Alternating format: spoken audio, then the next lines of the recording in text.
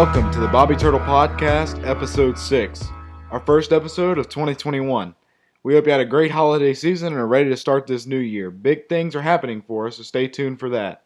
Thank you so much for tuning in. It's your host, CK Payne, along with my co-host, Kate Madison. We have a great show for you today. Before we get started, I want to thank you for blowing up our social media at Bobby Turtle Pod across the board. That covers Facebook, Instagram, and Twitter.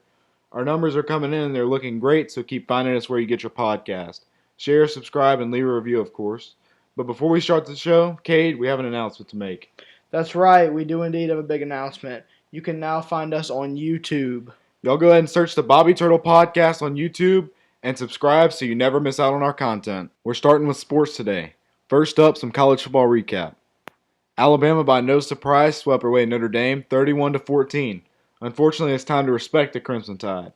They put together an incredible season this year. Mac Jones finished that game with 297 yards in the air and 4 touchdowns. He has yet to have a bad game this season. Yeah, I agree with you, man. Mac Jones has been lights out this whole entire season, and so has Alabama, especially when who went down? Was it Jalen Waddle that went down and got hurt? Yeah. So Devontae Smith had to step up and really carry the team, and he has done that. In my opinion, I think he should win the Heisman. I honestly thought that Alabama would have won this game by a little bit more than 31-14. Yeah, me as well. But I think at the end of the day, the game was still not as close as what the score shows either. Right. Yeah, because Devontae Smith, like Kate said, did have 130 receiving yards and 3 touchdowns in that game.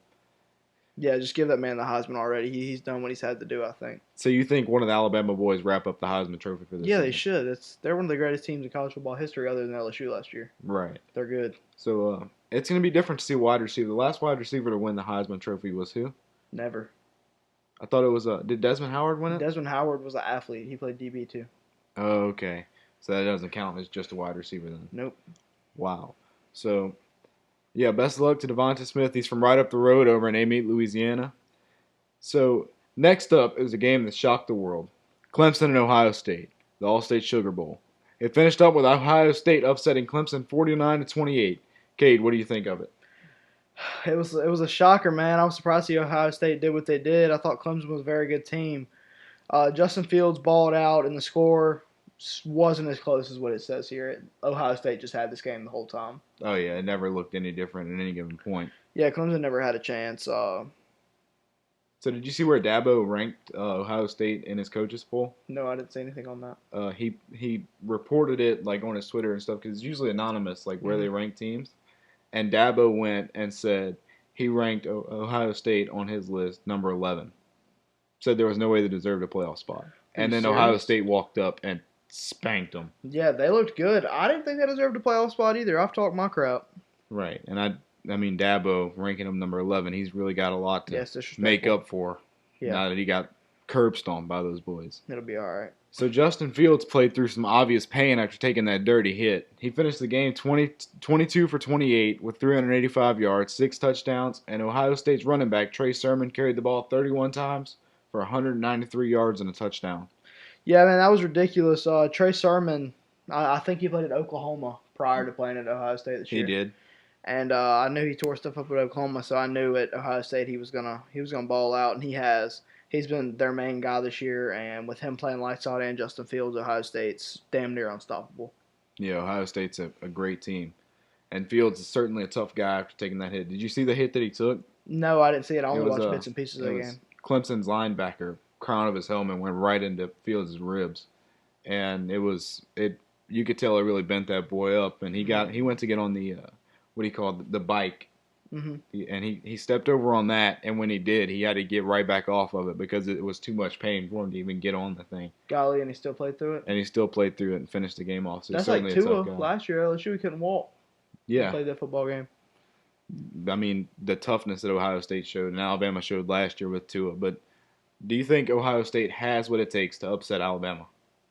No, not even close. I'm still thinking Alabama runs away with this game. Yeah, what do you think the final score is going to be with that one? 35-21. Yeah, I certainly want to be careful before I say too much about this national championship. Yeah, because, what do we still know about Ohio State? We know they're dangerous, but, they haven't been battle-tested, man, so we're going to see. I sure enough didn't think they were going to do what they did to Clemson, though. No, they walked all over them and made Clemson look like they certainly didn't deserve a playoff spot. Yeah, make Clemson look like some little kids. Yeah, like maybe UL could have played them. Yeah. Mm, No comment on that no one? comment on that one. All right, I got you. So the Mississippi State game, did you see that? Mississippi State and Tulsa? I did. You saw the fight at the end of that? Yeah, I saw that in the locker room after, too. They were on Instagram Live watching it, and they were talking crap. It was so funny. Oh, yeah, I saw the Instagram lives and a couple of them. Did you see the Wisconsin game where Wisconsin finished the game and they had the guy dancing with the trophy and they dropped their trophy from the Duke Yes, and they Vantage Bowl? broke the trophy. That was crazy. Couldn't believe that. That was horrible. The dude posted on his Instagram story later. He's like, "Yes, I'm the guy that dropped the trophy, and yes, I'm so sorry to the university and stuff." Oh, yeah, while we're on college football, I saw today that LSU is closing in on both of their hires this week. Really? Yes. Both their hires for offensive coordinator and defensive coordinator. So what about the other spots like defensive line coach and stuff like that? They're going to fill those in as they go, but he wants to get he said most of his hires are going to be done by the end of this week. Do you know if we're going after that Cincinnati guy still? Yeah, I think Marcus Freeman is going to be the defensive coordinator. That's going to be great because the offensive coordinator is going to be the Carolina Panthers QB coach, the one that coached under Joe Brady at LSU. Right, and he also can run Joe Brady's offense. To the NFL, I heard Joe Brady, Houston Texans asked if they could interview Joe Brady for their head coaching opening. Oh my God! I don't know if he's ready for a head coaching job yet. Yeah, but he definitely got asked by Houston Texans, or the Panthers got reached out to by the Houston Texans to see if they could interview him for that job. So the other Mississippi school, Ole Miss, defeated Indiana, the number 11 ranked team, 26-20 in another bowl game upset. Quite a way to top off a very different season. Yeah, a lot of people call this game an upset because Indiana looked very good this season, coming in ranked at number 11.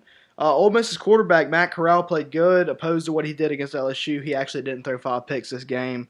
This game, Matt Corral went 30-44, 342 yards, and 2 touchdowns, which is a pretty solid game, in my opinion. I think that's one of the main things that helped lead them to this win against a very good Indiana team. Indiana, early in the season, beat Penn State, right? Correct. With that 2-point conversion call that was very controversial. Could have went either way. Yeah, it was a 50-50 toss-up call. Yeah, and a lot of people were mad whenever they saw the call go that way, but it could have been a lot of people mad. Yeah, it could have been a which way they 50-50 toss-up on that call. Right. So, the Raiders did not make the playoffs, Cade. It's okay. We're building. We're getting better and better. Is that going to be your excuse every year when y'all do not make the playoffs? No, because we've got progressively better, bro. I think by next year, the year after that, we're a contender. Like a Super Bowl contender or Yeah. a playoff contender? Oh, yeah. Like wild card contender? Super Bowl contender. Because y'all haven't been a wild card contender in a hot minute. I'm talking beating the Chiefs twice in a season. So let me ask you this about the Raiders. Y'all always get to the 6-4 mark on like a very strong start. What happens after that? Your team seems to really Injuries, tank. always injuries. And Derek Carr is a choke artist. So you feel like when he gets up in the season, he just blows it every time. Yeah. All right, Charles. Let's talk about this stupid, terrible Saints game being on a kids' cartoon network, Nickelodeon. I have no idea what to say about the Saints game being scheduled on Nickelodeon. I think it's insane. I never dreamed I'd see my team on Nickelodeon. Maybe it's just because the Chicago Bears were a joke. I mean, hopefully y'all don't lose and get cheated. Mitch Trubisky is part of Cartoon Network. He's a kids' comedy show in himself. He's horrible. He's not good. He's very bad. Do you think they're going to start Foles or Trubisky for this game? Trubisky. I think that's their best option to go with this game. So do you think he's that bad, or do you think the people just say he's that bad? Because I looked at some stats side by side with Baker Mayfield, and he's really up there. Or is Baker Mayfield just highly overrated? He's just a bad name. I mean, he doesn't have anything around him. Baker has freaking Jarvis and Odell to throw to. Who does he got to throw to? Nobody really. Nobody. Yeah. So who do you think takes this game on Nickelodeon? I'm going to go the Bears, 28-21. The Bears. I'll take the Saints, 36-13. Kind of a weird score, but the Saints are definitely going to walk all over them. No, I think I got the Bears by a little bit. So let's go ahead and talk about some of the wild card games on Saturday. You got the Colts facing up against the Bills. The Bills are on a hot streak, and that team is on fire. The Bills are going to whip their ass. The Bills might be the team to beat this year. The Bills are good. Their defense is ridiculous. They just came out of nowhere, really, and Josh Allen's done fairly well. Like every ball he throws, it's a deep ball. Yeah. Anytime Stephon Diggs is anywhere near it, it's getting caught. So give me your final score for that game. I'm going to go 21 Bills, 3 Colts. 21-3. So you don't think Phillip Rivers is going to do very much? No, he's washed up and old, just like Drew Brees. You think this is Phillip Rivers' last season in the NFL? Should be. Yeah. So I'll take the Bills 28-17. I think Phillip Rivers is able to put up a couple touchdowns, but just definitely not enough to keep up with the Bills. And the Bills' defense is going to make him have quite a bad day. So the Rams also face off the Seahawks for the first NFC matchup of the day at 3:40. Who do you think takes that one? I'm going to call the Rams with a surprise victory, and I'm going to go Rams 36 to the Seahawks, say 14. Seahawks defense just hasn't been there this season. Nope, their not offense at all. is explosive, but their defense, people overlook the fact that their defense hasn't been there. Yeah, they've been very inconsistent throughout the whole entire year. It's either going to be Seahawks in a close one for the win, or the Rams are just going to take it for a pretty close one. So I'm thinking they're not hot enough right now, and I think the Rams are just going to take advantage of that. Right, but I'll take the Seahawks in this game. Final score 21, Rams 17. All right. I think it's going to be right at the spread, which is -4. Seahawks -4. So the Buccaneers for the NFC face off against the Washington football team.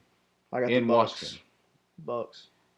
You know, this is kind of wild, but I'll take the Washington football team. I can see taking that too. I'm gonna say 17-14. It's gonna be low I'm also scoring. gonna say 17-14. You're gonna take the Bucks though. Yeah. It's gonna be low scoring, but I think it's gonna be a fun matchup to watch.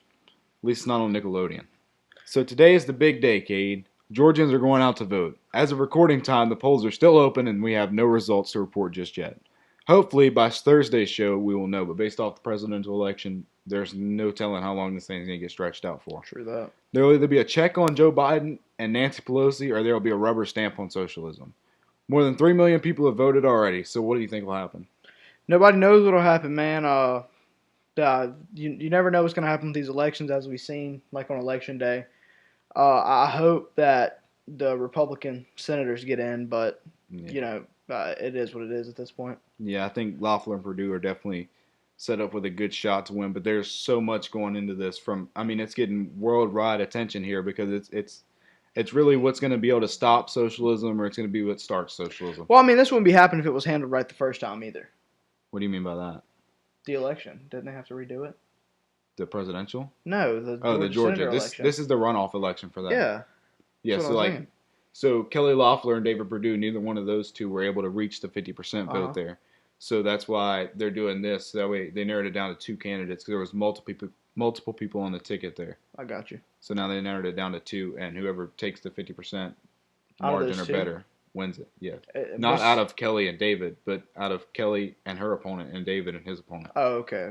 So I'm definitely hoping Kelly Loeffler and David Perdue can pull this thing off, so that way we can really put a stop to the socialism and the craziness that will be caused if the Democrats do control the executive branch, the House, and the Senate. Right now they do control the House. To hell if that happens. Yeah, I'm really worried about it, and I'm hoping for the best with this senator election in Georgia. Yeah, I hope everything falls our way, man. For sure, it's going to be what decides it in the long run for the future of this country, for our future. And for any person younger than us, it's going to be deciding their future as well. It's scary and means a lot. Also, the future of oil industry workers, the oil industry as a whole. What we move towards now, if Democrats control all 3 of those spots, it's going to be a scary, scary sight to see. So a growing number of Senate Republicans are formally coming out against challenging the Electoral College results Wednesday, which is tomorrow. There are about 11 U.S. senators, including Louisiana Senator John Kennedy, who will challenge the results, and an even larger number in the House. Cade, this is not going anywhere. Yeah, man, I hope it's not going anywhere. I hope they find enough evidence to overturn a ruling as terrible as Joe Biden's our president. Right. I'm not excited about that one. So, I hope they find everything. Do I think they will? Probably not. Right. Yeah, tomorrow is really the last line of stand to do so. It's the last day you have, and they're just trying to figure out something still, and I just don't think they have it all together. I think they're fighting in whatever way that they possibly can to try to overturn this. But I think they're fighting a battle they can't win. I definitely don't think that the election was 100% correct, because anytime you do mail-in ballots, there's going to be fraud. Whether the mail-in ballots were obviously for Trump or whether they were obviously for Biden, it doesn't matter. But there's obviously going to be fraud in that system because it's so hard to control the numbers that go through the mail-in ballots. Yeah, because you just have, it's like saying how many times you had a messed up package at your house or it was delivered to the wrong address. Same things can happen with mail-in ballots. And it's just a lot of votes could be added and a lot of votes could be taken away. Yeah, and all it takes is the postmate or the postmaster that comes and picks it up, and they see that, hey, maybe this is a vote for Trump, maybe this is a vote for Biden. They don't like them, and they rip it up and just throw it on the floorboard of their truck. Yeah, you always have to think about things like that. I understand filing for an absentee ballot because of, say, you're sick or something, but everybody just sitting at their house for these mail-in ballots for no reason. I think that's what caused this huge problem in our country right now. Right. I think if anything should have happened, I think it should have been if they were going to do anything with the election to try to get redo the numbers and stuff like that. I believe that there should have been a revote all in person. If you really wanted Joe Biden to be president, go vote in person for Joe Biden. Unless you had a legitimate reason not to vote in person. Right, like absentee ballots. Yep. I trust the absentee ballot system, but there's a difference between absentee and mail-in ballots. Like Kate said, how many times have you had a messed up mail package? Yep. And that's all that is with the mail-in ballots. It's no different. It's something you get in the mail. I mean, it's just like getting an envelope or something where you have like maybe a check from work go missing. Yep. What do you do with that? And I mean, that would be something so easy to modify and something to change that could. And I mean, that's not something you just toy around with. Presidential electoral votes, like that defines a lot. Right. And people just played around with it, and you see what happens. Yeah. And another thing is so if I'm not mistaken, I believe it takes 2/3 in each chamber, which is the House and the Senate, to be able to the objection of the certification of this election. I don't think that there's any way that there's enough Democrats that are going to be willing to side with the Republicans to really test this election. And what would happen in that situation is each state would get one vote. And if the state sided red in this election, their state would go red in the certification. If the state sided blue, the state would go blue in the certification, and the number of electoral votes do not matter in that situation, which would mean Trump would win. But the legitimate chances of that happening are so slim Very to none slim now. to none, yeah. And I don't think that there's enough to overturn it tomorrow, unfortunately. And it's just a waiting game to see what's going to happen with this new administration. Yeah, man, I hope it's not a new administration, though. That'd be tragic. Right. So more of the Bobby Turtle podcast is coming after this short break. If you're a hat and hoodie person like myself, I'm pretty sure I found your new favorite shop. Get online and check out Dryden Apparel at drydenapparelmedia.com. The hats, shirts, and hoodies look great, and the quality is amazing. Plus, Dryden is running a holiday sale with many of their items at a pretty great price just in time for your holiday season. Check them out on social media at Dryden_media for instant updates on the latest hats, shirts, and hoodies. I actually have one of their hats on right now, and I love to wear it. It's one of my favorite hats that I own now. Dryden Apparel Media is a brand dedicated to bringing you extremely wild, fun, and comedic content while spreading the true gospel of Jesus Christ. Welcome back. It's a new year, and you know what that means. New Year's resolutions. Cade, you want to start with yours? Yeah, New Year's resolution of mine was to get better with crowds, being more social, getting more active, doing things like that. They kind of, it just makes you more known. Not saying I want to be more known. I just want to be more outspoken and more of a positive influence to my family and my friends around me. Right. So you definitely want to make a bigger impact in 2021. Yeah, for sure. I totally agree with that one, man, and I definitely say that's one of mine as well. But my biggest one is seeing this podcast grow, and I really hope to see us blow up within the coming months, you know. I'm really hoping to see a big spike coming soon, and I'm really optimistic about it. Thank you guys so much, as always, for blowing up our numbers and blowing up our socials. And keep running up the episodes, man. Keep going and listening to them. That's right. We really love to have you listen to them. We love to hear your feedback. Keep sending in feedback. Keep sending in those questions. We do have our email up. It's bobbyturtlepod@gmail.com, so you can send us questions, feedback through there. And we love to hear what you have to say. And it really helps us grow as well. And it will help me reach my New Year's resolution for this podcast. That's right. But for a personal New Year's resolution, I would have to go with just continue to be myself. Build off the lessons that I learned from 2020. Being locked up with quarantine and stuff and having to self-isolate a couple of times. That really helped me learn a lot about myself and put me in a position where I had to think and really make changes and become a better person in different areas where I wasn't previous to that. Yeah, I mean, same to me, man. I couldn't agree with anything more you said.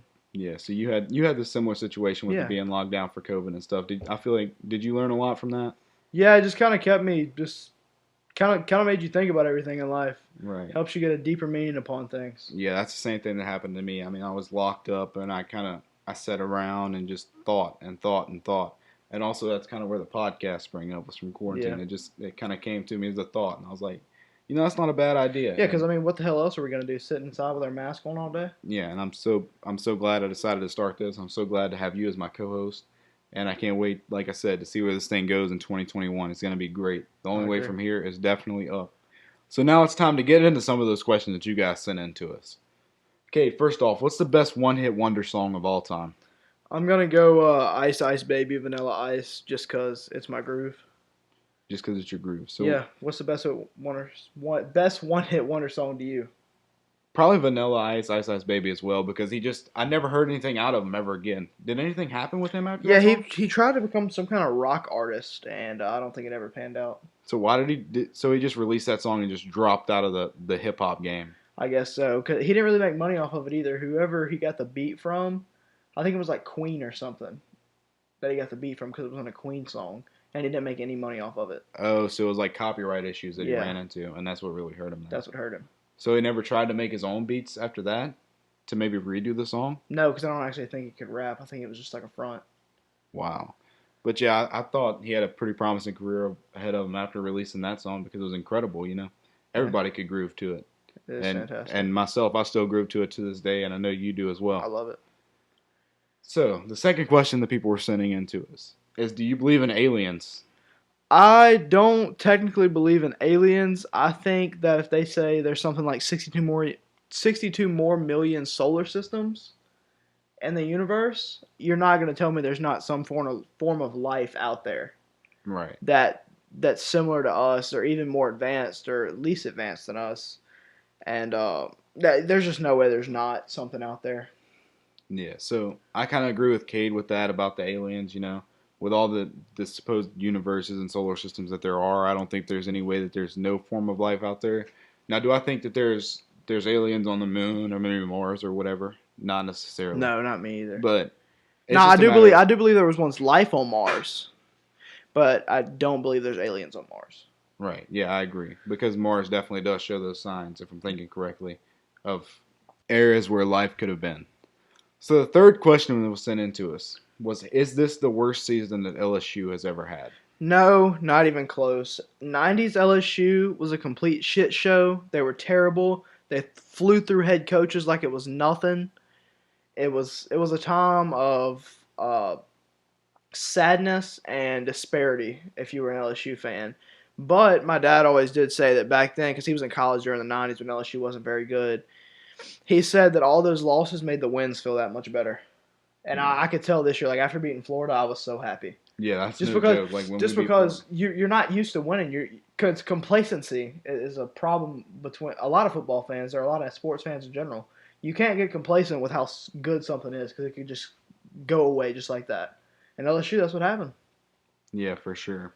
And I think I agree with Kate 100% because in the 90s, was it the 93 season where LSU shocked Alabama that season whenever we were like 3 wins up to that point? Yeah, if that. And we went over to Alabama and took them out that year. We did the same thing to Auburn in the earthquake bowl. Yeah, I mean, it's just this is definitely far from the worst season LSU's ever had. We've had our darker days, that's for Yeah. certain, and that was an entire decade, and that was the 90s. Yeah, that was And awful. what saved that? Nick Saban being announced head coach of LSU is really what saved that, correct? Yeah, I think that's what saved it. I think it's what saved LSU in general because in 07 when Les Miles won his national championship, he still had Saban's recruited players. Right. What year did Saban leave LSU? 04. Okay. That's when he went to the Dolphins. Yeah, and he had a failed NFL career, and then came back to Alabama shortly after that. At least he correct? tried. Yeah, and he tried to go back to LSU, right? And Yeah. LSU said, "We have Les Miles. We're good from here," Yeah. which is Which really is a unfortunate. terrible option, yeah. I would definitely much rather have that guy here now. Oh, yeah, me too. So, who's the starting quarterback for LSU next year? I know it's a very, very, very stacked QB room, and there's so many young talents within that room. Who takes that job? I think Max Johnson kind of messes, or they kind of tool with the idea that Max Johnson has a chance for publicity, but at the end of the day, Miles Brennan's starting because he just started way too strong not to have that starting spot just waiting on him. Okay, and as we're recording right now, Devonta Smith became the third wide receiver to win the Heisman Trophy since Desmond Howard in 1991. So So congratulations, I'm mistaken Devonta about Smith. the wide receiver thing. They did. Desmond Howard was an athlete, but they listed him as wide receiver when Okay. he won because that's where all his stats came from. So, wow.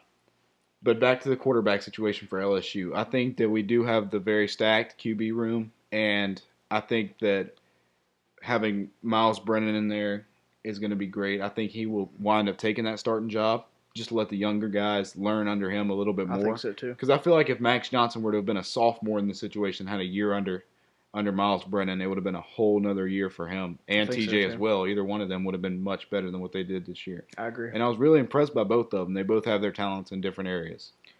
Yeah, so now to talk about your favorite team right now. How about those them crappy Saints? I love it. I think we're going to get on a roll. I think we're going to make it all the way to the divisional round and get beat by either the Seahawks or the Rams. I think we walk all over the Bears, and then we make it to the divisional round where we either face the Los Angeles Refs. Oh, sorry about that. Oh my God. I mean the Rams. My bad. Where we face the Rams or the Seahawks, and I think no matter what team we play, it's going to be rough for us there. I think whatever team you play from now is going to be rough for you anyway because you're not a very good football team. I think we are going to beat Chicago pretty convincingly, though. I don't think so. Like we do every year. Like if we have a good season and we make it to that conference championship, we beat the team in the divisional round very convincingly. And then from there, we just kind of fall apart in as the a Saints fan, though, you championship. can't say they are choke artists. They are. I mean, I've never seen a worse attempted tackle than Marcus Williams whenever they were playing the Minnesota Vikings in Minnesota and the Stephon Minneapolis Diggs, yeah. Stephon Diggs The made that Minnesota catch. Miracle. And then Marcus Williams, just for whatever reason, obviously when you make a tackle, you wrap up if I'm thinking correctly, right? Yes. I have no idea why he pretended, I guess, to be a blob and just like kind of tossed his shoulder towards the guy and just allowed him to do that like it was nothing. They're just choke artists. That's He what 100% blew it for them. And I hope it doesn't happen this year. I hope we're able to send Drew Brees out with a bang. Do you think that this is old washed up trash Drew Brees last season? I'm tired of hearing washed up and trash Drew Brees. You're going to be calling him Super Bowl champion this year was what I hope for. Yeah. Second time, that is. That's I think cute. he does retire after the season, no matter what happens. I know I saw something where he signed a deal with NBC to do like the announcing and stuff like that. Oh yeah, after this year. I Yeah, did see that. so I think that's a very big hint towards him not coming back ever again. And it's really unfortunate because I love Drew Brees as my quarterback, and what he's done for the city of New Orleans is great. And he's an incredible quarterback. He has been since If I he's wanted been to see here. people like Drew Brees, I'd go visit a retirement home. Well, he's probably going to retire after this year. He needs to go visit. He should have been in there, bro. He's old. He's washed up. It's Your whole franchise is unfortunate to washed see up. him get injured the way that he has lately, and that's another reason that I don't think he's going to have another year in the NFL. Similar to Peyton Manning, like Peyton Manning was having problems with his neck, and that was one of the reasons he was forced to retire. Right. So, yeah, because Peyton had a long career, and then whenever he started to get old, he got injured a couple of times. With Breeze fracturing those 11 ribs, and puncturing one of his lungs. Yeah. It was like, maybe he should wean off. And then last year, whenever he hurt his thumb, it's obvious that he's showing signs of regression, and it's time for him to go. It's taken and it's a really while for him to unfortunate. heal. It's going to take me a while to accept the fact that Drew Brees is no longer being the quarterback of the New Orleans Saints. And I think it's going to take the Saints a long time to accept that because it's going to be a rough rebuilding process from there. Because Drew Brees was the centerpiece of our team, whether you like that opinion Y'all play or not. better without Drew Brees, so no, it won't be. Y'all be better. The problem with the Saints that I feel like is the defense when Drew Brees isn't there, they realize, oh crap, we actually have a job to do. We're getting paid to do this. But when Drew Brees is there, they're like, oh, we can go give them 28 points or so, and Drew Brees will still be able to come back and do his thing. But without Drew Brees, they realize, hey, we got a job to do, and they buckle down. Like with Teddy Bridgewater, Teddy last season wasn't that great. No. We beat Jacksonville 13-10 last season, and Jacksonville was not good, but our defense was just there. Anytime Jacksonville tried to make something happen, our defense was there. Our offense clearly wasn't. I'm pretty sure the only touchdown that we scored out of that game was a defensive touchdown. I don't know. I never watched it. Yeah, but like I said, our defense definitely steps up and realizes they have a job to do. So what are your opinions on who LSU should hire to fill all those open spots next season? I mean, I have my opinions. Obviously, I'm not the head coach, so I don't know. But I think the defensive coordinator position should either be Derek Mason, former head coach of Vanderbilt, who just got let go there, or Cincinnati's defensive coordinator currently, Marcus Freeman. I think they're both very good people that could be hired. And then for the offensive coordinator position, I wish we would try to go after Hugh Freeze, but we're not gonna. Oh, another name for the defensive coordinator position could be Will Muschamp too. Really? Yeah, that's. I'm hoping because I'm pretty sure he got offered the job, but it's looking like Marcus Freeman as of right now. Okay. And offensive coordinator, it's looking like Carolina's QB coach who actually worked under Joe Brady at LSU. Yeah, he worked under Joe Brady at LSU, and he's also working under him now at Carolina, correct? Yeah, isn't it DJ Mangus? Yeah, DJ Mangus. Yeah, I'm that's pretty who sure. it is. And it's another Joe Brady assistant at Carolina right now that they're looking at as well. Yeah, to be the QB coach. Yeah. So that would be incredible to have somebody worked under Joe Brady. Hopefully they take the knowledge that Joe Brady has because he's a great young coach. Yeah, they say that DJ Mays can run that offense like the back of his hand, so we'll see. Right. So where was Derek Mason at previously, the Vanderbilt former head coach? Before Vanderbilt. He was at Stanford. Stanford. So when Richard Sherman played at Stanford, that's who his coach was. He was head coach there? Yeah. Okay. So what do you think causes failures there at Vanderbilt? It's Vanderbilt, man. You ain't got much to work with. Yeah. That's a very good academic school, though. Yeah, and I mean, you're playing in a conference like the SEC with FBS talent or FCS talent, like Sam Houston State Southeastern talent on a team. Not saying it's not talented, you just can't compete with SEC teams day in and day out like that. Yeah, for sure. So the final question you guys were so kind to send in to us was, what are our thoughts on Pelosi being elected to her 4th term as a House Speaker? I hate her. I'm not a very big fan of her either, and she narrowly did it this time. I'm pretty sure people are starting to catch on that they don't like her either.